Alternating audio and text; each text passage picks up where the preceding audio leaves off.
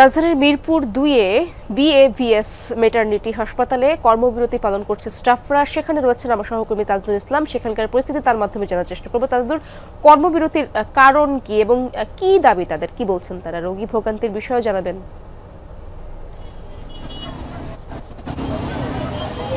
দেখুন, রোগী ভোগান্তির বিষয়ে আরও খানিকটা পরে জানাতে পারবো, যেহেতু একটি শুধুমাত্র হাসপাতালই নয় বরং বিএভিএসের প্রধান কার্যালয় এটি, এবং সেখানকার বিভিন্ন স্তরের কর্মকর্তা কর্মচারীরা আজকে কর্মবিরতি পালন করছেন। এই যে বিএভিএসের প্রধান কার্যালয় এবং বিএভিএস মা ও শিশু হাসপাতালের যে প্রধান ফটক, সেটিকে অবরুদ্ধ করে তারা এই কর্মসূচি পালন করছেন এবং সামনের সারিতে বেশ সংখ্যক নারী কর্মী যারা তারা রয়েছেন, তার পেছনের দিকে আসলে পুরুষ সদস্যরা রয়েছেন। একটি বিষয় যে তারা মূলত 5 দফা দাবিতে এই আমরণ অনুসরণ কর্মসূচির কথা তারা বলছেন।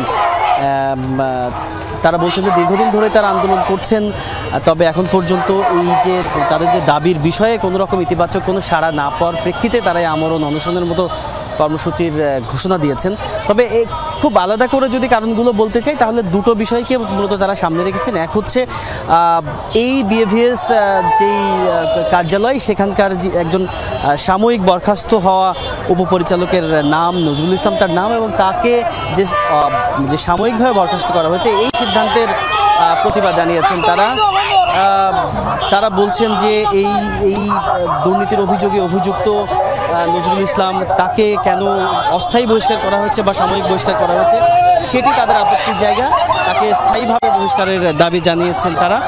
তবে এই মুহূর্তে আসলে দেখতে পাচ্ছেন যে তারা রাস্তা বন্ধ করার সিদ্ধান্ত নিয়েছেন। হয়তো এই মিরপুর 2 নম্বরের যে প্রধান সড়ক সেটি তারা এই মুহূর্তে অবরোধ করবেন। ধন্যবাদ আপনাকে।